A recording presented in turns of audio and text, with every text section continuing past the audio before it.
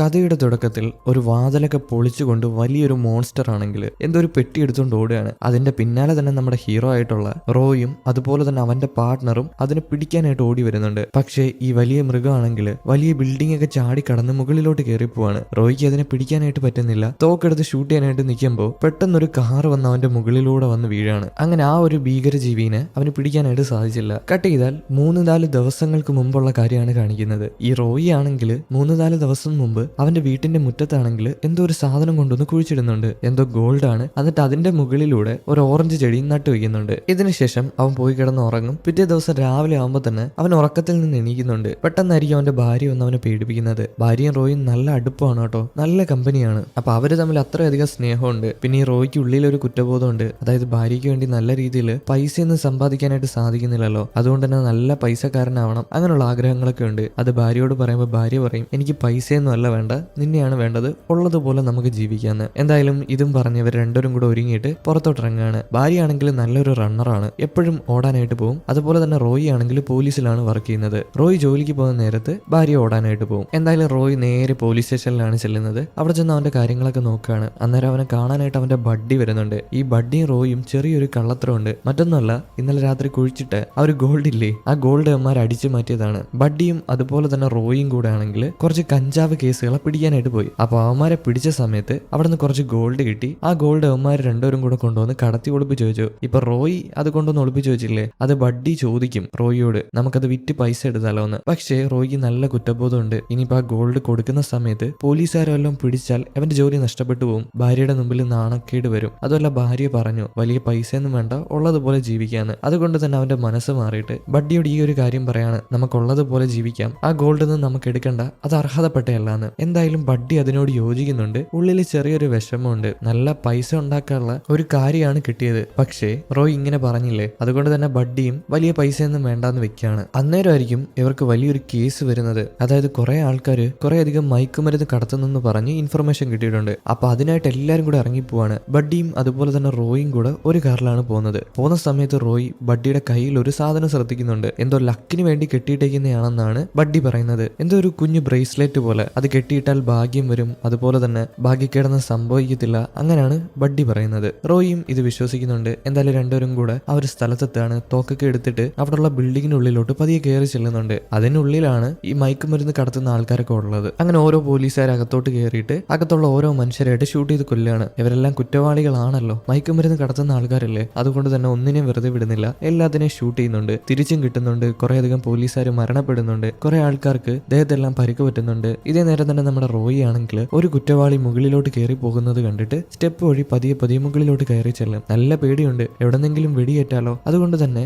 ഏറ്റവും മുകളിൽ പതിയെ പതിയെ സൂക്ഷിച്ച് കയറി ചെല്ലുകയാണ്. എന്നാൽ അതിന്റെ മുകളിൽ ചെല്ലുമ്പോഴാവട്ടെ ആ ഒരു കുറ്റവാളി അവിടുത്തെ ജനലൊക്കെ പൊളിച്ചിട്ട് രക്ഷപ്പെട്ടു പോയി. പെട്ടെന്നായിരിക്കും ഡോറ് തുറന്ന് ഒരാൾ അകത്തോട്ട് കയറി വരുന്നത്. റോയ് പേടിച്ചിട്ട് തോക്കെടുത്ത് ചുണ്ടപ്പോൾ അത് മറ്റാരുമല്ല, ബഡ്ഡിയാണ്. ബഡ്ഡി ആയതുകൊണ്ട് തന്നെ റോയ് തോക്ക് മാറ്റി വയ്ക്കുകയാണ്. പക്ഷേ ബഡ്ഡി ആണെങ്കിൽ റോയിന്റെ അടുത്ത് വന്നിട്ട് എനിക്ക് ആ ഗോൾഡ് വേണം, എനിക്ക് നല്ല പൈസക്കാരനാവണമെന്ന് പറഞ്ഞിട്ട് തോക്കെടുത്ത് നമ്മുടെ റോയ്ക്ക് നേരെ ഷൂട്ട് ചെയ്യും. റോയ് ആണെങ്കിൽ വെടിയേറ്റ് അത്രയധികം മുകളിൽ നിന്ന് താഴെ വന്ന് വീഴാണ്. അവൻ താഴെ വീണതും അവൻ മരണപ്പെട്ടു പോകുന്നുണ്ട്. പക്ഷെ പെട്ടെന്ന് കണ്ണ് തുറക്കാണ്. കണ്ണ് തുറന്ന് നോക്കുമ്പോഴാവട്ടെ അവന്റെ ചുറ്റും നടക്കുന്ന കാര്യങ്ങളെല്ലാം നിലച്ചു നിൽക്കാണ്. അതൊന്നും അനങ്ങുന്നില്ല. എന്താ സംഭവം എന്നറിയാതെ അവൻ പതിയെ പുറത്തോട്ടിറങ്ങി വരികയാണ്. കുറെ അധികം പോലീസുകാരൊക്കെ അങ്ങനെ വായുവിൽ നിപ്പുണ്ട്. എന്തൊക്കെയോ സംഭവിക്കുന്നുണ്ട്. എല്ലാം നിശ്ചലമാണ്. ഇവൻ ഒന്നും അറിയാൻ പാടില്ലാതെ പുറത്തോട്ടിറങ്ങി വന്ന് അവിടെ നിൽക്കുമ്പോഴായിരിക്കും ഇവൻ പതിയെ പതിയെ ആകാശത്തിലോട്ട് ഉയരുന്നത്. അങ്ങനെ ഉയർന്നിട്ട് മുകളിൽ തന്നെ ഒരു ചുഴി ഉണ്ടായിരുന്നു. ആ ചുഴിയിൽ ഉള്ളിലോട്ട് അവൻ വലിച്ചെടുക്കപ്പെടുകയാണ്. അങ്ങനെ ആ ചുഴിയിലൂടെ അവൻ പോയി പോയി എവിടേക്ക് എത്തിപ്പെടുന്നുണ്ട്. ആ ഒരു ചുഴിയിലൂടെ കുറെ അധികം മനുഷ്യർ മുകളിലോട്ട് വരുന്നുണ്ട്. പെട്ടെന്നായിരിക്കും അവനൊരു കസേരയിൽ പോയി ഇരിക്കുന്നത്. ആ ഒരു സീൻ പെട്ടെന്ന് മാറി അവനൊരു കസേരയിൽ വന്ന് വീണു. ആ ചുഴിയിലൂടെ പോയിട്ട്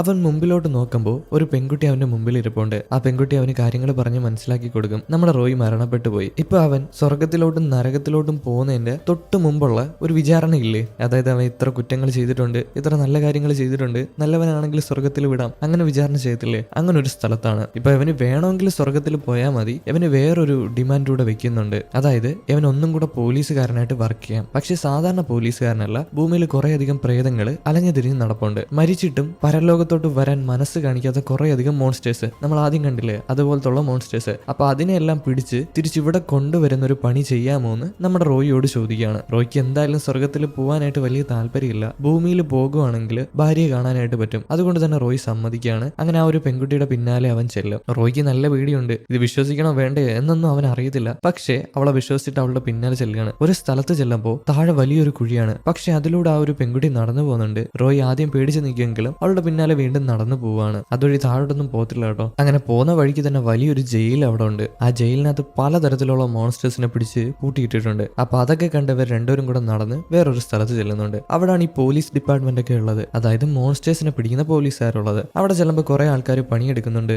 അതുപോലെ തന്നെ 2 പോലീസുകാര് ഒരു മോൺസ്റ്ററിനെ പിടിച്ചോണ്ട് വരുന്നുണ്ട്. പെട്ടെന്നായിരിക്കും മോൺസ്റ്ററിന്റെ സ്വഭാവത്തിൽ ഒരു വ്യത്യാസം വരുന്നത്. അതെല്ലാരെയും തട്ടിയിട്ടിട്ട് അവിടെ നിന്ന് ഓടി രക്ഷപ്പെടാനായിട്ട് നോക്കുമ്പോൾ കുറെ അധികം പോലീസുകാർ വന്ന് ആ മോൺസ്റ്ററിനെ പിടിച്ചു വയ്ക്കും. അന്നേരമായിരിക്കും അങ്ങോട്ട് ഒരാൾ വന്നിട്ട് ആ മോൺസ്റ്ററിനെ ഷൂട്ട് ചെയ്ത് കൊല്ലുന്നത്. ഇത്രയധികം പ്രശ്നം ഉണ്ടാക്കി അതിനെ വെറുതെ വിടുമോ? പക്ഷേ ഈ മോൺസ്റ്റർ ചാകത്തൊന്നുമില്ല. ഇവരുടെ കയ്യിൽ ഒരു പ്രത്യേകതരം തോക്കാണുള്ളത്. ആ തോക്ക് വെച്ച് ഷൂട്ട് ചെയ്യുകയാണെങ്കിൽ ഇവർ ജയിലിൽ പോയി വീഴും. അതാണ് സംഭവം. എന്തായാലും നമ്മുടെ റോയിനെ വിളിച്ചുകൊണ്ടുവന്ന പെൺകുട്ടീനെ നമുക്ക് അന്ന എന്ന് പേര് കൊടുക്കാം. അന്നയാണെങ്കിൽ ഇപ്പൊ വെടിവെച്ച മനുഷ്യനെ പരിചയപ്പെടുത്തി കൊടുക്കുകയാണ്. അത് മറ്റാരല്ല, നമ്മുടെ റോയിയുടെ പാർട്ണറാണ്. ഇനി മുതൽ റോയും അതുപോലെ തന്നെ പാർട്ണറും കൂടെ ഒരുമിച്ചാണ് പണിയെടുക്കാൻ പോകുന്നത്. പക്ഷെ ആ പാർട്ണറിന് വലിയ താല്പര്യമൊന്നുമില്ല. താല്പര്യം മൊത്തം അന്നയിലാണ്. അന്നയെ ഫ്ലർട്ട് ചെയ്ത് സംസാരിക്കുന്നുണ്ട്. പക്ഷെ അന്ന ആട്ടി വിടുകയാണ്, നല്ല രീതിയിൽ ആട്ടുന്നുണ്ട്. എന്തായാലും പാർട്ണർ സമ്മതിക്കുന്നുണ്ട് റോയുടെ കൂടെ വർക്ക് ചെയ്യാന്ന്. അങ്ങനെ രണ്ടുപേരും കൂടെ നടന്ന് ഒരു സ്ഥലത്ത് വരുന്നുണ്ട്. അതിലുള്ളിൽ കയറുമ്പോൾ ഒരു ലിഫ്റ്റ് പോലാണ്. പിന്നെ അതിനകത്തൊരു ടോയ്ലറ്റ് ഉണ്ട്. അത് ഫ്ലഷ് ചെയ്യുന്ന സമയത്ത് ഇവർ രണ്ടുപേരും കൂടെ ഭൂമിയിലെത്തും. ഭൂമിയിലുള്ള ഒരു കടയിൽ, ഒരു മനുഷ്യരും കയറാത്ത, ആർക്ക് സംശയം തോന്നാത്തൊരു കട.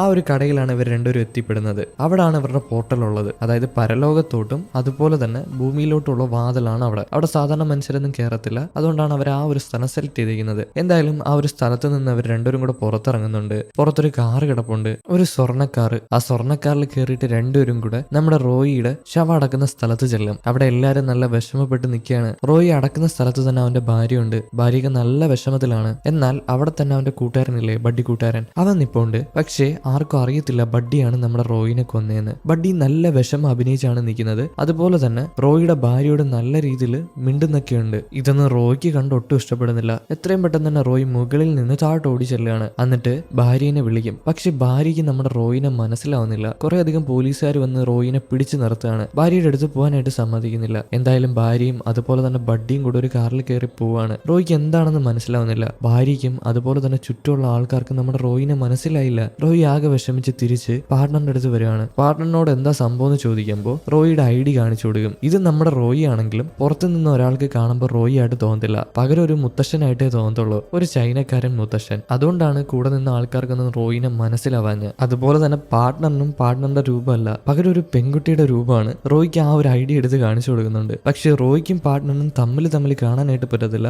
ID-യിലുള്ള ഫോട്ടോ മാത്രമേ കാണാനായിട്ട് പറ്റൂ. ഇവരിവിടെ നിൽക്കുമ്പോഴായിരിക്കും 2 ആണുങ്ങള് അവർ രണ്ടുപേരും കൂടെ ഒരു കാറിൽ പോകുന്നത്, ചെറിയൊരു വണ്ടി. ആ വണ്ടിയിൽ പോകുമ്പോൾ നമ്മുടെ പാർട്ണറിനെ വല്ലാത്ത രീതിയിൽ നോക്കിയിട്ടാണ് പോകുന്നത്. കാരണം പാർട്ണർ ഒരു പെൺകുട്ടിയുടെ രൂപത്തിലാണ്. എന്തായാലും റോയും അതുപോലെ തന്നെ പാർട്ണറും കൂടെ കാർ എടുത്തിട്ട് അവിടെ നിന്ന് പോവാണ്. പാർട്ണറാണ് കാർ ഓടിക്കുന്നത്, നിരജോയെന്നല്ല ഓടിക്കുന്നത്. കണ്ട ആൾക്കാരൊക്കെ തട്ടാനും ഇടിക്കാനൊക്കെ പോകുന്നുണ്ട്. അതുപോലെ തന്നെ ഈ പാർട്ണർ നല്ല ചൊറിയ സ്വഭാവമുള്ള ഒരു മനുഷ്യനാണ്. റോയ്ക്ക് ഇങ്ങനത്തെ സംസാരം ഒട്ടും പിടിക്കുന്നില്ല. ഇതിനുശേഷം അന്ന് രാത്രിയാവുന്ന നേരത്ത് ഇവർ രണ്ടുപേരും കൂടെ കാർ എടുത്ത് ഒരു ഹോട്ടലിൽ ചെല്ലുകയാണ്. ആ ഹോട്ടൽ വഴി നടക്കുമ്പോൾ ഒരു റൂം കണ്ടുപിടിക്കുന്നുണ്ട്, ഒരു പഴകിയ റൂം. ഇതിനുള്ളിൽ ഏതോ ഒരു മോൺസ്റ്റർ ഉണ്ടെന്നാണ് ഇവർ വിചാരിക്കുന്നത്. അതുകൊണ്ട് തന്നെ നമ്മുടെ റോയി ആണെങ്കിൽ ആ ഒരു വാതിലിൽ കൊട്ടാനായിട്ട് നിൽക്കുമ്പോൾ പാർട്ണർ സമ്മതിക്കുന്നില്ല. ഞാനാണ് സീനിയർ, ഞാൻ കൊട്ടുമെന്ന് പറഞ്ഞിട്ട് അങ്ങനെ കൊട്ടാനായിട്ട് നിൽക്കുകയാണ്. പക്ഷേ റോയി പറയുന്നുണ്ട്, ഞാൻ 15 വർഷം പോലീസ് ഡിപ്പാർട്ട്മെന്റിൽ വർക്ക് ചെയ്തതാ, അതുകൊണ്ട് ഞാൻ കൊട്ടുമെന്ന്. പക്ഷെ നിന്റെ പോലീസ് ഡിപ്പാർട്ട്മെന്റ് പോലല്ല ഇതെന്ന് പറഞ്ഞിട്ട് പാർട്ണർ ഡോറിൽ കൊട്ടുകയാണ്. ഡോറിൽ കൊട്ടുന്ന നേരത്ത് ഒരാൾ പുറത്തോട്ട് ഇറങ്ങി വരുന്നുണ്ട്. ഇവർ രണ്ടുപേരും അകത്തോട്ട് ക്ഷണിക്കുകയാണ്. എന്തായാലും അയാളെ പിടിച്ചു വെച്ച് ചോദ്യം ചെയ്യുന്നുണ്ട്. അതുപോലെ ചോദ്യം ചെയ്യുന്ന നേരത്തെ ഈ പാർട്ണർ ആണെങ്കിൽ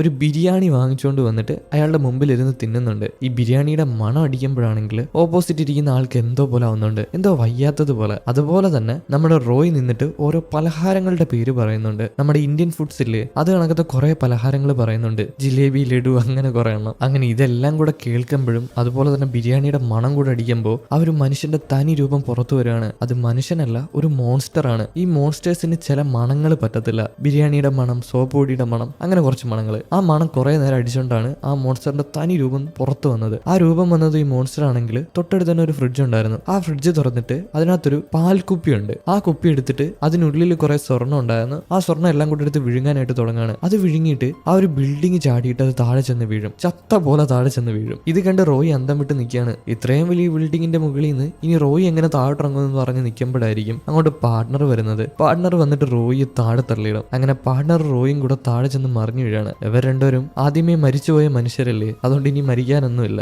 എന്തായാലും താഴെ ചെന്ന് വീഴുമ്പോൾ ആ മോൺസ്റ്ററും താഴെയുണ്ട്. റോയ്ക്ക് നല്ല ദേഷ്യമാവുന്നുണ്ട്. താഴെ വന്ന് വീണിട്ട് നല്ല വേദന എടുക്കുന്നുണ്ട്. അതുകൊണ്ട് തന്നെ അവിടെ നിന്ന് ഒരു കമ്പി എടുത്തിട്ട് ആ ദേഷ്യം മുഴുവനും ആ ഒരു മോൺസ്റ്ററിനോട് തീർക്കാണ്. പട്ടിയെ തല്ലുന്ന പോലെ തല്ലും. അങ്ങനെ തല്ലി അത് നേരത്തെ വിഴുങ്ങിയ ആ ഒരു ഗോൾഡ് ഇല്ലേ, അത് ഛർദ്ദിക്കുകയാണ്. അത് ഛർദ്ദിച്ചത് ഗോൾഡ് ആണല്ലോ. ഈ ഗോൾഡ് റോയ് നേരത്തെ ഇവിടെ കണ്ടിട്ടുണ്ട്. മറ്റൊന്നുമല്ല, അവൻ കുഴിച്ചിട്ട പോലത്തെ ഗോൾഡ്. ആ ഗോൾഡ് അവൻ കയ്യിലെടുത്ത് നിൽക്കുമ്പോൾ മറ്റേ മോൺസ്റ്റർ അവനെ ആക്രമിക്കാനായിട്ട് വരികയാണ്. പെട്ടെന്ന് പാർട്ണർ തോക്കെടുത്ത് ആ ഒരു മോൺസ്റ്ററിനെ ഷൂട്ട് ചെയ്യും. എത്രയും പെട്ടെന്ന് തന്നെ അത് നശിച്ചു പോകും. മുകളിലത്തെ ജയിലിൽ എന്തായാലും പോയി വീണ് കാണും. എന്തായാലും റോയ് ആ ഒരു ഗോൾഡും കയ്യിൽ പിടിച്ച് നിൽക്കുന്നത് കാണുമ്പോൾ ഈ ഒരു പാർട്ണർ അടുത്ത് വന്നിട്ട് വീണ്ടും ചൊറിയുന്ന വർത്തമാനം പറയാണ്. നീ അങ്ങനെ ചെയ്തുകൊണ്ടാണ് നമുക്ക് ഇതിനെ പിടിക്കാനായിട്ട് പാടുപെട്ടത്, അതുകൊണ്ട് നീ അത്ര നല്ല പോലീസുകാരനല്ല എന്നൊക്കെ പറയുമ്പോൾ റോയ്ക്ക് നല്ല ദേഷ്യമാവുന്നുണ്ട്. നിങ്ങൾ കൂടുതൽ ഇങ്ങോട്ടൊന്നും പറയണ്ടെന്ന് പറഞ്ഞിട്ട് ഈ പാർട്ണറിനെ എടുത്ത് റോഡിലോട്ട് വലിച്ചെറിയാണ്. അങ്ങനെ വലിച്ചെറിയുന്ന നേരത്തെ ഒരു ബസ് വന്ന് ഈ പാർട്ണറിനെ ഇടിക്കുന്നുണ്ട്. അതുമാത്രമല്ല, ആ ബസ്സിലുള്ള ആള് പാർട്ണറിനെ നോക്കുമ്പോഴാവട്ടെ പാർട്ണർ ഒരു പെണ്ണാണ്. ഒരു പെണ്ണിന്റെ ബസ് ഇടിച്ചുകൊണ്ട് പോകുന്നു. ബസ് ഡ്രൈവറിനും അത് വിശ്വസിക്കാനായിട്ട് പറ്റുന്നില്ല. അതുപോലെ തന്നെ അങ്ങേരുടെ തലയിലുള്ള ഒരു തൊപ്പിയില്ലേ,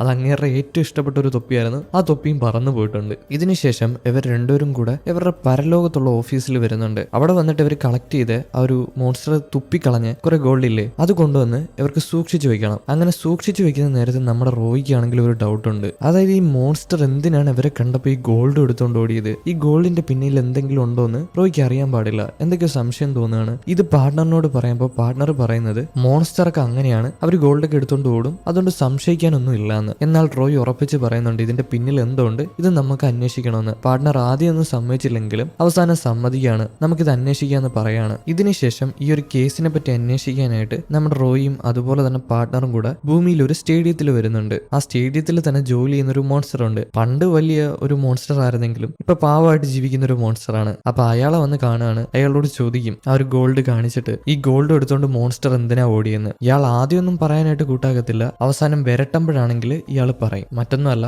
മോൺസ്റ്ററിന് ഈ ഗോൾഡ് എന്നൊക്കെ പറഞ്ഞാൽ ഒരുപാട് ഇഷ്ടമാണ്. അവരൊരു വിശ്വാസം പോലെയാണ് വിശ്വസിക്കുന്നത്. ഈ ഗോൾഡ് കയ്യിലുണ്ടെങ്കിൽ അവർക്കൊന്നും വരത്തില്ല എന്ന്. അതുകൊണ്ടാണ് ഈ ഗോൾഡും കൊണ്ട് ഓടിയെന്ന് റോയിയോട് ആ ഒരു മോൺസ്റ്റർ പറയും. എന്തായാലും റോയി അത് വിശ്വസിച്ചിട്ട് അവന്റെ കയ്യിലിരിക്കുന്ന ഗോൾഡ് ആണെങ്കിൽ നിങ്ങൾ എടുത്തോന്ന് പറഞ്ഞ ആ മോൺസ്റ്ററിന് കൊടുത്തിട്ട് പാർട്ണറിനെ വിളിച്ചുകൊണ്ട് പുറത്ത് വന്ന് കാറിലിരിക്കുകയാണ്. അങ്ങനെ കാറിലിരിക്കുമ്പോഴാവട്ടെ ഇപ്പൊ കണ്ടിട്ടിറങ്ങിയ ആ ഒരു മോൺസ്റ്റർ ഇല്ലേ, ആ മോൺസ്റ്റർ ആണെങ്കിൽ ആ ഒരു ഗോൾഡും എടുത്ത് റോഡിലൂടെ നടന്നു പോകുന്നുണ്ട്. ആ ഒരു ഫോണും വിളിക്കുന്നുണ്ട്. കുറച്ച് കഴിയുമ്പോൾ ആ ഒരു മോൺസ്റ്ററിനെ കാണാനായിട്ട് നമ്മുടെ റോയിയുടെ ബഡ്ഡി അങ്ങോട്ട് വന്നിട്ടുണ്ട്. ബഡ്ഡി വരുമ്പോൾ ആ ഒരു മോൺസ്റ്റർ ആരും കാണാതെ തന്നെ ഗോൾഡ് ബഡ്ഡിയുടെ കയ്യിൽ വെച്ചു കൊടുക്കുകയാണ്. ബഡ്ഡി ആ ഒരു മോൺസ്റ്ററിനോട് നന്ദിയും പറഞ്ഞിട്ട് കാർ എടുത്തിട്ട് അവിടെ നിന്ന് പോവുകയാണ്. അപ്പൊ ഇതിന്റെ പിന്നിൽ എന്തോ കള്ളത്തരം ഉണ്ടെന്ന് റോയിക്ക് മനസ്സിലായി. അതുകൊണ്ട് തന്നെ റോയും പാർട്ണറും കൂടെ ബഡ്ഡീനെ ഫോളോ ചെയ്തു പോകും ബഡ്ഡിയുടെ കാറിന്റെ പിന്നാലെ. ബഡ്ഡി കാർ ഓടിച്ച് ചെല്ലുന്നതാവട്ടെ നമ്മുടെ റോയിന്റെ വീടിന്റെ അടുത്താണ്. വീടിന്റെ ഒരു സ്ഥലത്ത് കൊണ്ടുവന്ന് പാർക്ക് ചെയ്തിട്ട് ബഡ്ഡി വീടിന്റെ അകത്തോട്ട് കയറിപ്പോവും. റോയും വിടത്തില്ല. റോയും പാർട്ണറും കൂടെ പിന്നാലെ ചെല്ലുകയാണ്. ഈ പിന്നാലെ ചെല്ലുന്ന നേരത്ത് പാർട്ണർ ആണെങ്കിൽ റോയിന് ദേഷ്യം പിടിപ്പിക്കുന്നുണ്ട്. നീ മരിച്ചതിന് ശേഷം നിന്റെ ഭാര്യയെ കല്യാണം കഴിക്കാനായിട്ടാണ് അവൻ വരുന്നത്, നിന്റെ ഭാര്യനെ അവൻ കൊണ്ടുപോകും എന്നൊക്കെ പറഞ്ഞ് ചൊറിഞ്ഞ വർത്തമാനം പറയുകയാണ്. എന്തായാലും റോയ്ക്ക് നല്ല ദേഷ്യം വരുന്നുണ്ടെങ്കിലും അത് അടക്കി പിടിക്കുകയാണ്. ഇപ്പൊ ബഡ്ഡി ആണെങ്കിൽ ഭാര്യനെ വന്ന് കണ്ടിട്ടുണ്ട്. എന്നിട്ട് ഭാര്യയോട് റോയിനെ പറ്റി കുറ്റം പറയും. റോയ്ക്ക് പോലീസ് സർവീസിലുണ്ടായിരുന്ന സമയത്ത് എന്തോ കള്ളത്തരം ഉണ്ടായിരുന്നു, എന്തോ അവൻ മോഷ്ടിച്ചോണ്ട് കൊണ്ടുവന്ന് കുഴിച്ചിട്ടിട്ടുണ്ടായിരുന്നു. അപ്പൊ അത് കുഴിച്ചിടാൻ പറ്റുന്ന വല്ല സ്ഥലം ഉണ്ടോ എന്ന് ചോദിക്കുമ്പോൾ ഭാര്യയാണെങ്കിൽ പുറത്തുള്ള ഓറഞ്ച് ചെടി കാണിച്ചു കൊടുക്കുകയാണ്. അപ്പൊ അവസാനമായിട്ട് കുഴിച്ചിട്ടത് ആ ഒരു ഓറഞ്ച് ചെടിയാണെന്ന് പറയും. അങ്ങനെ ഈ ഒരു ബഡ്ഡിക്ക് സംശയം തോന്നിയിട്ട് ഭാര്യനെ വിളിച്ചുകൊണ്ട് പുറത്ത് വന്നിട്ട് ആ ഒരു ഓറഞ്ച് ചെടി മാറ്റി നോക്കുകയാണ്. മാറ്റി നോക്കുമ്പോഴാവട്ടെ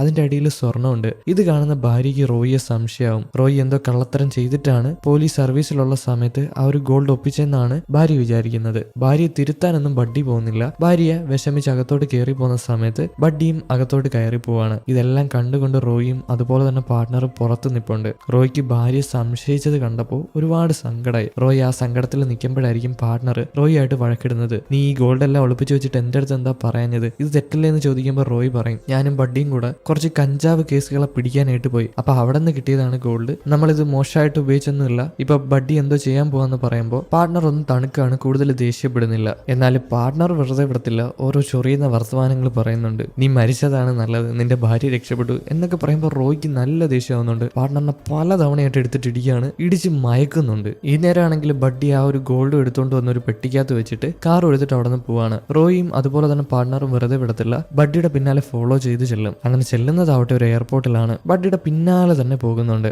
അങ്ങനെ ബഡ്ഡിയുടെ പിന്നാലെ പോയി ഒരു സ്ഥലത്ത് വന്ന് നിൽക്കുമ്പോഴാവട്ടെ ഈ പാർട്ണറിനെ പെണ്ണായിട്ടല്ലേ നാട്ടുകാർക്ക് കാണാനായിട്ട് പറ്റുക. അതുകൊണ്ട് തന്നെ ഒരാൾ വന്ന് ഫ്ലർട്ട് ചെയ്യുന്നുണ്ട്. പാർട്ണർ നല്ല രീതിയിൽ ആട്ടി വിടുന്നുണ്ട്. നീ ഏതറ എന്റെ അടുത്ത് അങ്ങനെ വന്നാൽ നിന്റെ കണ്ണടിച്ച് പൊട്ടിക്കുമെന്ന് പറഞ്ഞ് അവിടെ നിന്ന് പറഞ്ഞു വിടുന്നുണ്ട്. അന്നേരമായിരിക്കും ബഡ്ഡീനെ കാണാനായിട്ട് ഒരു വലിയ മനുഷ്യൻ അങ്ങോട്ട് വരുന്നത്. അത്യാവശ്യം നല്ല തടിയൊക്കെ ഉള്ള ഒരു മനുഷ്യൻ, ഒരു മാഫിയ ബോസിനെ പോലുള്ള ഒരു മനുഷ്യൻ. അയാളാണെങ്കിൽ ബഡ്ഡിയുടെ ആ ഒരു പെട്ടിയും വാങ്ങിച്ചിട്ട് അവിടെ നിന്ന് പോവാണ്. എന്തായാലും ആ പെട്ടിയിലാണല്ലോ സ്വർണം, അതുകൊണ്ട് തന്നെ റോയും പാർട്ണറും അങ്ങനെ ഫോളോ ചെയ്ത് ചെല്ലും. ഒരു സ്ഥലത്തെത്തുമ്പോൾ അങ്ങനെ കഴുത്തിന് തൂക്കി പിടിച്ചിട്ട് ആരും കാണാത്ത ഒരു ഫ്രീസർ റൂമിൽ കൊണ്ടുവരുന്നുണ്ട്. അവിടെ കൊണ്ടുവന്ന് പൂട്ടിയിടുകയാണ്. അതുപോലെ തന്നെ ഇയാൾ മോൺസ്റ്റർ ആണോ എന്ന് റോയ്ക്കും പാർട്ണറിനും ഡൗട്ട് ഉണ്ട്. അതുകൊണ്ട് തന്നെ ഒരു പ്രത്യേക തരം പൊടി കയ്യിലെടുത്ത് വെക്കുകയാണ്. ഈ പൊടിയുടെ മണം ശ്വസിച്ചാൽ മോൺസ്റ്റർ ആണെങ്കിലും മോൺസ്റ്റർ ആയിട്ട് മാറും. പക്ഷേ ഈ മനുഷ്യനാണെങ്കിലും ഞാൻ ശ്വസിക്കാന്ന് പറഞ്ഞിട്ട് ഇവരുടെ കയ്യിൽ നിന്ന് തട്ടിപ്പറിച്ച് ശ്വസിക്കുകയാണ്. അത് ശ്വസിച്ചതും ഇങ്ങനൊരു മോൺസ്റ്റർ ആയിട്ട് മാറി. സത്യം പറഞ്ഞാൽ ഇങ്ങനൊരു മനുഷ്യനായിട്ട് ഇരുന്നിരുന്ന് അങ്ങ് മടുത്ത് മോൺസ്റ്റർ ആവാൻ അത്രയധികം ആഗ്രഹമായിരുന്നു. ഇപ്പൊ മോൺസ്റ്റർ ആയിട്ട് ആ ഒരു പെട്ടിയും കൊണ്ട് അവിടെ നോടാനായിട്ട് തുടങ്ങും. നമ്മൾ ആദ്യം ഒരു സീൻ കണ്ടില്ലേ, അത് ഈ സീൻ തന്നെ ആയിരുന്നു. ഇതിന്റെ പിന്നാലെ തന്നെ റോയും പാർട്ണറും ഓടും. അതുപോലെ തന്നെ ഇത്രയും വലിയ മോൺസ്റ്റർ പുറത്തോട് ഇറങ്ങി ഓടുമ്പോൾ നാട്ടുകാരൊക്കെ നോക്കി നിൽക്കത്തില്ല, ഇത് എന്താണെന്ന് അറിയാൻ പാടില്ലാതെ അവരൊക്കെ അങ്ങനെ നോക്കി നിൽക്കുന്നുണ്ട്. അതുപോലെ തന്നെ റോയും പാർട്ണറും അതിന്റെ പിന്നാലെ ഓടുകയാണ്. ഈ മോൺസ്റ്റർ ചാടി പറന്ന് ഒരു ബിൽഡിങ്ങിന്റെ മുകളിലോട്ട് കയറിയിട്ട് അവിടെ നോടും. ഇവർക്ക് അതിന്റെ പിന്നാലെ പോകാനായിട്ടുള്ള കഴിവൊന്നുമില്ല, ഇവർക്ക് പറക്കാനൊന്നും പറ്റില്ല.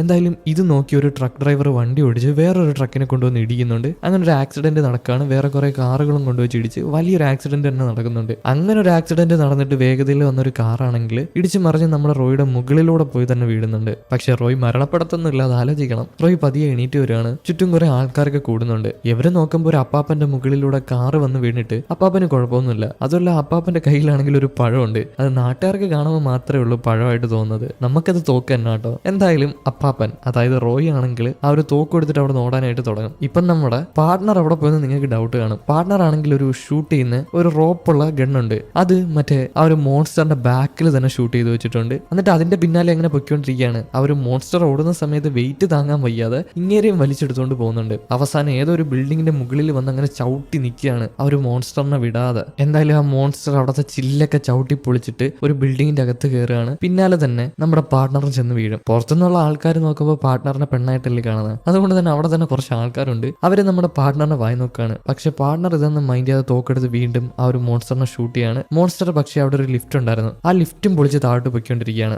ഇതേ നേരം തന്നെ നമ്മുടെ റോയി ആണെങ്കിൽ ആ ബിൽഡിങ്ങിനുള്ളിൽ കയറിയിട്ടുണ്ട്. എന്നിട്ട് താഴത്തെ ലിഫ്റ്റിൽ കയറിയിട്ട് അവിടുത്തെ റോപ്പ് അഴിച്ചു വിടുകയാണ്. മറ്റേ മോൺസ്റ്റർ മുകളിൽ നിന്ന് താഴോട്ട് വരുമല്ലേ. എന്നാൽ ഈ ലിഫ്റ്റ് എങ്ങനെയോ താഴെ നിന്ന് മുകളിലോട്ട് വരുവാണ്. എന്തോ റോപ്പൊക്കെ അറുത്ത് വിട്ടിട്ടാണ് അങ്ങനെ ചെയ്യുന്നത്. അപ്പൊ റോയി ആ ലിഫ്റ്റിനുള്ളിലുണ്ട്. ഇപ്പൊ വരുന്ന വരവില് ആ മോൺസ്റ്ററിനെ പോയി ഇടിക്കും ഈ ലിഫ്റ്റ്. മോൺസ്റ്റർ ലിഫ്റ്റിന്റെ മുകളിലുണ്ട്. അതുമല്ല നമ്മുടെ പാർട്ണർ ആണെങ്കിൽ അവിടെ നിന്ന് ചാടി ലിഫ്റ്റിന്റെ മുകളിൽ കയറാണ്. ഈ 3 പേരും കൂടെ ലിഫ്റ്റിന്റെ മുകളിൽ കയറിയിട്ട് ലിഫ്റ്റ് നല്ല സ്പീഡിൽ ബിൽഡിംഗ് തകർത്തുകൊണ്ട് ബിൽഡിങ്ങിന്റെ മുകളിൽ പോയി വീഴും. ഇപ്പൊ റോയ്ക്കാണെങ്കിൽ ബോധം വന്നിട്ട് എണീറ്റ് നോക്കുമ്പോൾ നമ്മുടെ പാർട്ണറിന്റെ കരച്ചിൽ മാത്രമേ കേൾക്കുന്നുള്ളൂ. എവിടെന്നാ കരയുന്നതെന്ന് ചെന്ന് നോക്കുമ്പോൾ പാർട്ണർ ബിൽഡിങ്ങിൽ തൂങ്ങിക്കിടക്കാണ് ഒരു തോക്കും പിടിച്ചുകൊണ്ട്. അതേപോലെ തന്നെ മറ്റേ മോൺസ്റ്റർ ആണെങ്കിൽ ആ ബിൽഡിങ്ങിന്റെ മുകളിൽ നിന്ന് താഴെ ചാടി ആ ഒരു ഗോൾഡും കൊണ്ട് ഓടിപ്പൊയ്ക്കൊണ്ടിരിക്കുകയാണ്. ആ ഒരു മോൺസ്റ്ററിനെ അവർക്ക് രണ്ടുപേർക്കും പിടിക്കാനായിട്ട് സാധിച്ചില്ല. പിന്നീട് അവർ പരലോകത്ത് വരുമ്പോൾ അന്നയില്ലേ, അന്ന വഴക്ക് പറയാണ്. അന്നയാണ് ഈ കാര്യങ്ങളെല്ലാം മാനേജ് ചെയ്യുന്നത്. അതുപോലെ തന്നെ ഭൂമിയിലുള്ള മനുഷ്യര് ഇത് കണക്ക് മോൺസ്റ്ററിനെ കണ്ടിട്ടുണ്ട്. അപ്പൊ അത് വലിയ പ്രശ്നമാവാനായിട്ട് പോവാണ്. അതുകൊണ്ട് തന്നെ ഇവർക്ക് പണിഷ്മെന്റ് ഉണ്ട്. റോയിനെയും അതുപോലെ തന്നെ പാർട്ണറിനെയും വിളിച്ചുകൊണ്ട് അന്നയാണെങ്കിൽ ഒരു റൂമിൽ വരുന്നുണ്ട്. ആ റൂമിൽ വന്നിട്ട് ആ ഗോൾഡ് എന്താണെന്ന് അന്വേഷിക്കാനായിട്ട് അവിടെ തന്നെ ഒരു പൈപ്പ് ഉണ്ട്. ആ പൈപ്പിൽ ഇങ്ങനെ അതായത് ടൈപ്പ് ചെയ്ത് കൊടുക്കും. അപ്പോൾ ഒരു ലെറ്റർ അവിടെ നിന്ന് വന്ന് വീഴുന്നുണ്ട്. അതെടുത്ത് വായിച്ചു നോക്കുമ്പോൾ ആ ഒരു ഗോൾഡ് ഒരു പ്രത്യേക സംഭവമാണ്. അതായത് ആൾക്കാർ മരിച്ചതിന് ശേഷം ഭൂമിയിൽ നിന്ന് മുകളിലോട്ട് പറന്നു പോകില്ലേ. എന്നാൽ ആ ഗോൾഡ് എല്ലാം കൂടെ കൂട്ടി വയ്ക്കുകയാണെങ്കിൽ മരിച്ച് ജയിലിൽ കിടക്കുന്ന മോൺസ്റ്റേഴ്സ് എല്ലാം കൂടെ ഭൂമിയിലോട്ട് ചെന്ന് വീഴും. അതാണ് സംഭവം. അപ്പൊ കുറേയധികം മോൺസ്റ്റേഴ്സ് പ്ലാൻ ചെയ്ത പരിപാടിയാണിത്. പരലോകത്ത് കിടക്കുന്ന കുറേയധികം മോൺസ്റ്റേഴ്സിനെ ഭൂമിയിൽ കൊണ്ടുവരിക. അപ്പൊ ഇത് വലിയ പ്രശ്നമാണെന്ന് അവർക്ക് മനസ്സിലായി. അതുപോലെ തന്നെ റോയിയുടെയും പാർട്ണറിന്റെയും മിസ്റ്റേക്ക് കാരണമാണല്ലോ കുറേയധികം മനുഷ്യർ ഈ മോൺസ്റ്റേഴ്സിനെ കണ്ടത്. അതുകൊണ്ട് തന്നെ ഇവർക്ക് രണ്ടുപേർക്കും പണിഷ്മെന്റ് കിട്ടാനായിട്ട് പോവാണ്. പണിഷ്മെന്റ് മറ്റൊന്നുമല്ല, ഇവർക്ക് ഇനി പോലീസ് കേസൊന്നുമില്ല. ഇവരുടെ സർവീസ് കഴിഞ്ഞു. അതുമാത്രമല്ല ഇവർ നാളത്തേക്ക് മായിഞ്ഞു പോകും. ഇവർ സ്വർഗത്തിലാണോ നരകത്തിലാണോ എങ്ങോട്ടാന്ന് വെച്ചാൽ അവർ പോകും. ഇനി ഒരു ദിവസം കൂടെ മാത്രമേ ഇവർക്ക് സമയമുള്ളൂ. എന്തായാലും അന്ന് രാത്രി റോയി ആണെങ്കിൽ ആകെ വിഷമിച്ച് അന്ന ഓടുന്ന ഒരു ഗ്രൗണ്ട് ഉണ്ട്. അവിടെ ചെല്ലാണ് ഒരു സ്റ്റേഡിയം. അവിടെ ചെല്ലുമ്പോൾ അന്നെ റോയി കാണുന്നുണ്ട്. റോയി അന്നയുടെ അടുത്ത് പതിയെ ചെന്നിട്ട് അവളുടെ മുഖത്ത് പിടിക്കുകയാണ്. അവൾക്ക് റോയിനെ മനസ്സിലാവുമെന്ന് വിചാരിച്ചാൽ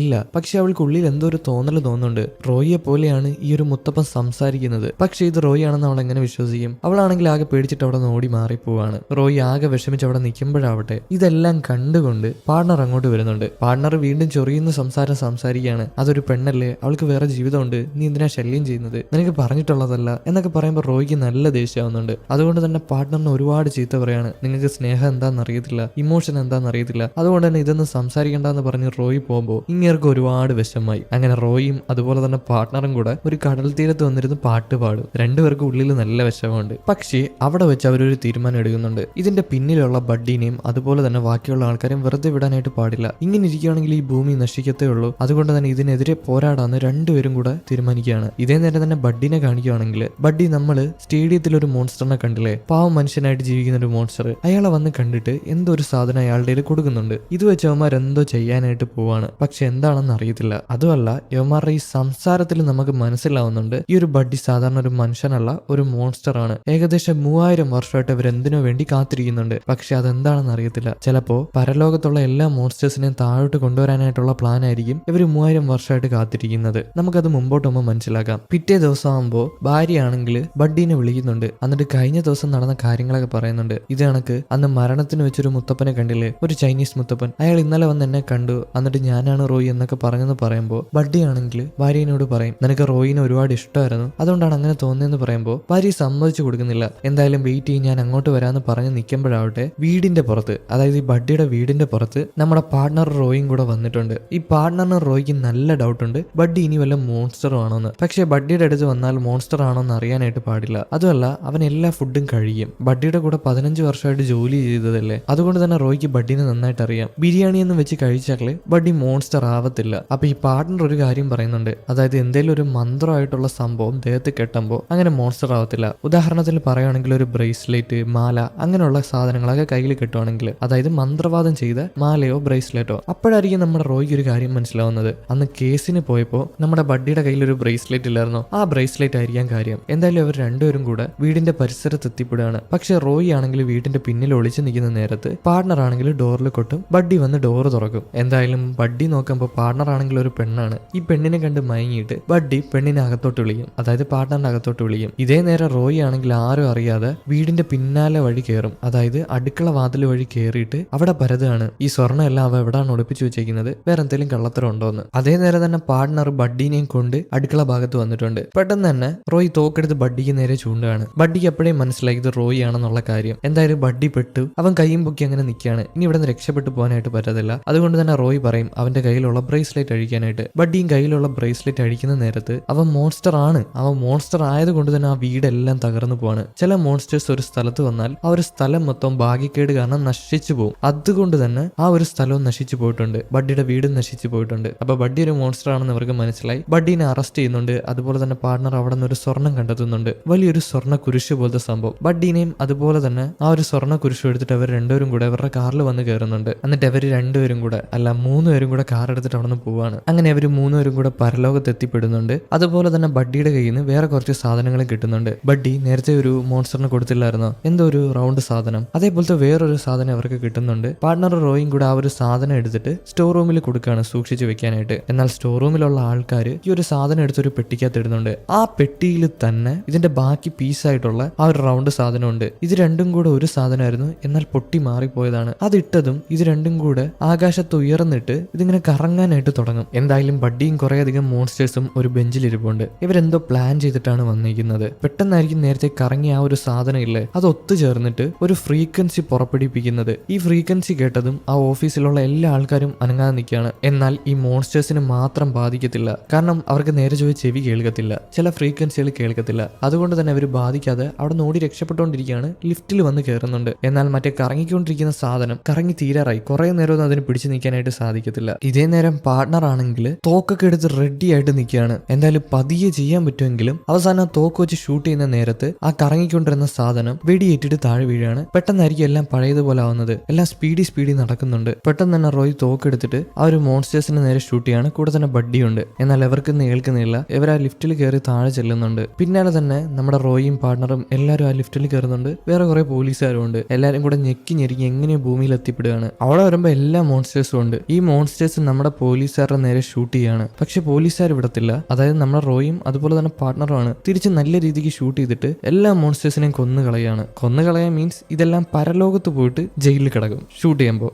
ഇതേ നേരം തന്നെ റോയിയുടെ ഭാര്യയെ വിളിച്ചുകൊണ്ട് വരാനായിട്ട് ബഡ്ഡി കുറെ അധികം ആൾക്കാരെ പറഞ്ഞു വെച്ചിട്ടുണ്ട്. ഈ ഭാര്യയും ഒന്നും അറിയാത്തത് കൊണ്ട് തന്നെ അവരുടെ കൂടെ ഇറങ്ങി പോവാണ്. ഇതേ നേരം തന്നെ ഒരു ബിൽഡിങ്ങിന്റെ മുകളിലാണെങ്കിൽ കുറെ അധികം മോൺസ്റ്റേഴ്സ് അവർക്ക് കിട്ടിയ സ്വർണ്ണങ്ങളെല്ലാം കൂടെ കൂട്ടി വെച്ചിട്ട് എന്തോ ഒരു സംഭവം ഉണ്ടാക്കുന്നുണ്ട്. ആ സംഭവങ്ങളെല്ലാം കൂട്ടി വെച്ചതും അന്തരീക്ഷം എല്ലാം മാറുകയാണ്. ഭൂമിയുടെ പല ഭാഗത്തായിട്ട് കുറെ അധികം വട്ടങ്ങൾ രൂപപ്പെടുന്നുണ്ട്. അതിനുള്ളിലോട്ട് സാധനങ്ങൾ വലിച്ചെടുക്കപ്പെടുകയാണ്. ഇതേ നേരം തന്നെ റോയിയും അതുപോലെ തന്നെ പാർട്ണറും കൂടെ കാർ എടുത്തിട്ട് ആ ഒരു സ്ഥലത്തോട്ട് വന്ന് വന്നുകൊണ്ടിരിക്കുകയാണ്. കുറെ സ്വർണ്ണങ്ങൾ കൂട്ടിവെച്ച ബിൽഡിങ്ങില്ലേ അങ്ങോട്ട് വന്നുകൊണ്ടിരിക്കുകയാണ്. വരുന്ന വഴിക്ക് തന്നെ കുറേയധികം വട്ടങ്ങളുണ്ട്. ആ ഒരു വട്ടങ്ങളിലോട്ടെല്ലാം കൂടെ കുറേയധികം സാധനങ്ങൾ വലിച്ചെടുക്കപ്പെടുന്നുണ്ട്. കുറേയധികം ബിൽഡിങ്ങുകൾ തകർന്നിട്ട് ആ ബിൽഡിങ്ങിൽ ഒതുക്കിയിട്ടിരുന്ന കാറുകളെല്ലാം താഴോട്ട് വന്നു വീഴാണ്. അതുപോലെ തന്നെ ഇവരുടെ പിന്നാലെ വേറെ കുറെ മോൺസ്റ്റേഴ്സ് കാറിൽ വരുന്നുണ്ട്. പക്ഷെ മുകളിൽ നിന്ന് വന്ന് വീഴുന്ന കാറുകൾ കാരണം ഈ മോൺസ്റ്റേഴ്സിന്റെ കാറുകളിൽ വീണിട്ട് ഈ മോൺസ്റ്റേഴ്സിന് വരാനായിട്ട് സാധിക്കുന്നില്ല. എങ്ങനെയൊക്കെയോ നമ്മുടെ റോയും അതുപോലെ തന്നെ പാർട്ട്ണറും കൂടെ കാർ ഓടിച്ചിട്ട് ആ ഒരു സ്ഥലത്ത് എത്തിപ്പെടുകയാണ്. ഈ നേരം ഭാര്യയും വിളിച്ചുകൊണ്ട് കുറേയധികം ആൾക്കാർ ബഡ്ഡിയുടെ അടുത്ത് വരുന്നുണ്ട്. ഈ ഭാര്യയെ വിളിച്ച ആൾക്കാരെല്ലാം ബഡ്ഡിയുടെ ആൾക്കാരാണ് കേട്ടോ. ബഡ്ഡിയെ കണ്ടതും പുറത്തോട്ട് ഇറങ്ങി വരുന്നുണ്ട്. പുറത്ത് നിൽക്കുന്നത് സേഫ് അല്ല, നമുക്ക് എത്രയും പെട്ടെന്ന് തന്നെ ഇവിടെ നിന്ന് പോവാന്ന് പറയുമ്പോൾ ഞാനൊരു കാര്യം കാണിച്ചു തരാന്ന് പറഞ്ഞ് ബഡ്ഡി അവന്റെ കയ്യിൽ കുറച്ച് പൗഡർ എടുത്ത് അത് മണപ്പിക്കുകയാണ്. അത് മണപ്പിച്ചതും അവനൊരു മോൺസ്റ്റർ ആയിട്ട് മാറുന്നുണ്ട്. തലയൊക്കെ വെട്ടിക്കീറിയ ഒരു മോൺസ്റ്റർ. ഇത് കണ്ട് ഭാര്യയെ പേടിച്ചു പോകുന്നുണ്ട്. ഇതേ നേരം തന്നെ കുറെ മനുഷ്യരാണെങ്കിൽ ഒരു ഹെലികോപ്റ്റർ എടുത്തുകൊണ്ട് തന്നെ ഈ ഒരു മോൺസ്റ്റേഴ്സിനെ വീഡിയോ എടുത്ത് ആകാശത്തോട് അങ്ങനെ പോവാണ്. പെട്ടെന്നായിരിക്കും എന്തോ ഒരു റോഡ് റോളർ വന്ന് ഈ ഹെലികോപ്റ്ററിൽ അടിച്ചിട്ട് ഹെലികോപ്റ്റർ തകർന്ന് താഴെ വന്ന് വീഴുക. അതുമല്ല ആ ഹെലികോപ്റ്ററിൽ തട്ടിയ റോഡ് റോളറില്ലേ അത് തെറിച്ച് ഇവന്മാരെല്ലാരും കൂടെ സ്വർണം കൂട്ടി വെച്ചിരിക്കുന്ന ബിൽഡിംഗില്ലേ അതിന്റെ മുകളിൽ വന്ന് വീഴും. ആ സ്വർണത്തിന്റെ മുകളിൽ തന്നെ ചെറിയൊരു ബിൽഡിംഗ് ഉണ്ട് അതിന്റെ മുകളിൽ. ഈ നേരം ഭാര്യനെയും തൂക്കി പിടിച്ചുകൊണ്ട് ബഡ്ഡിയും കുറേയധികം മോൺസ്റ്റേഴ്സും അങ്ങോട്ട് വന്നിട്ടുണ്ട്. ഈ ഭാര്യനെ ബലി കൊടുക്കാൻ പോവാണ്. അതുമല്ല ഒരു സ്വർണ്ണം ഇല്ലായിരുന്നോ കുരിശ് പോലെ, നേരത്തെ അവർ പൊക്കിയ ഒരു കുരിശ്, ആ ഒരു കുരിശ് എടുത്തോണ്ട് വന്നിട്ട് ഈ സ്വർണത്തിന്റെ ഇടയിൽ വെക്കുമ്പോൾ അതെല്ലാം കൂടെ ഒത്തുചേരുകയാണ്. എന്നിട്ട് എന്തൊക്കെയോ വലിയ സംഭവങ്ങളാണ് നടക്കുന്നത്. എന്നിട്ട് ഈ ഭാര്യനെ ബലി കൊടുക്കാനായിട്ട് നിൽക്കുകയാണ്. അപ്പോഴായിരിക്കും നമ്മുടെ റോയിയുടെയും അതുപോലെ തന്നെ പാർട്ട്ണറിന്റെ എൻട്രി. ഇവർ രണ്ടുപേരും കൂടെ വന്നിട്ട് ഓരോ മോൺസ്റ്റേഴ്സിനെ ഷൂട്ട് ചെയ്തിടുകയാണ്. ഇതേ നേരം തന്നെ ബഡ്ഡി എത്രയും പെട്ടെന്ന് തന്നെ ഒരു കമ്പി എടുത്തിട്ട് നമ്മുടെ ഭാര്യയുടെ വയറ്റിലിട്ട് തന്നെ കുത്തുകയാണ്. അങ്ങനെ കുത്തിയതും അവളുടെ വയറ്റിൽ നിന്ന് ചോര പതിയെ പുറത്തോട്ടിറങ്ങിയിട്ട് ഈ ചോര എല്ലാം കൂടെ ആ ഒരു സ്വർണത്തിനുള്ളിൽ പോയി സർക്കുലേറ്റ് ചെയ്യാണ്. അതായത് അവിടെ പോയി വട്ടം ചുറ്റുകയാണ്. അങ്ങനെ ചുറ്റിയതും വലിയൊരു ഇടിമിന്നൽ തന്നെ ആകാശത്തോട്ട് പോകുന്നുണ്ട്. അത് അവിടെ ഒരു പോർട്ടൽ ഓപ്പൺ ആക്കുകയാണ്, ഒരു വാതിൽ ഉണ്ടാക്കുകയാണ്. ആ വാതിൽ വഴി പരലോകത്ത് കിടക്കുന്ന കുറേയധികം മോൺസ്റ്റേഴ്സ് താഴോട്ട് വന്നുകൊണ്ടിരിക്കുകയാണ്. എന്നാൽ ഭൂമിയിൽ എത്തിയിട്ടില്ല. കുറച്ചധികം യാത്ര ചെയ്താൽ മാത്രമേ അവർക്ക് വരാനായിട്ട് പറ്റത്തുള്ളൂ. ഇതേ നേരം തന്നെ നമ്മുടെ റോയി ആണെങ്കിൽ ഓരോ മോൺസ്റ്റേഴ്സിനെ ഷൂട്ട് ചെയ്തിട്ട് അവസാനം ബഡ്ഡിനെ ഷൂട്ട് ചെയ്യാനായിട്ട് തോക്കെടുത്ത് ഷൂട്ട് ചെയ്തതും അതിനകത്ത് ബുള്ളറ്റ് ഇല്ല, തീർന്നുപോയി. ബഡ്ഡിനെ ഷൂട്ട് ചെയ്യാനായിട്ട് പറ്റിയില്ല. അവസാനം ദേഷ്യം വന്നിട്ട് റോയി ആണെങ്കിൽ ബഡ്ഡിയായിട്ട് നേരിട്ട് ഫൈറ്റ് ചെയ്യാനായിട്ട് ചെല്ലും. എന്നാൽ ബഡ്ഡി ശക്തനാണ്, റോയിനെ എടുത്തിട്ട് അലക്കുന്നുണ്ട്. ഇതേ നേരം തന്നെ നമ്മുടെ പാർട്ട്ണർ ആണെങ്കിൽ ആ ഒരു സ്വർണം വലിച്ചു വരാനായിട്ട് നോക്കുകയാണ് ഈ ഒരു പോർട്ടൽ നിർത്താനായിട്ട്. പക്ഷെ നടക്കണ്ടേ. അവസാനം ഒരു ബുദ്ധി തോന്നിയിട്ട് മുകളിൽ ഒരു റോഡ് റോളർ ഉണ്ടായിരുന്നല്ലോ, ആ ഒരു റോഡ് റോളറിൽ ഒരു വള്ളി കെട്ടുന്നുണ്ട്. അതായത് ഒരു കയർ കെട്ടിയിട്ട് അതിനെ വലിച്ച് സ്വർണത്തിന്റെ മുകളിലോട്ട് ഇടാനായിട്ട് നോക്കുകയാണ്. പക്ഷെ നടക്കുന്നില്ല, നല്ല പാടാണ്. അവസാനം ഒരുപാട് കഷ്ടപ്പെട്ട് വലിച്ച് അതിന് താഴെ ഇടുന്നുണ്ട്.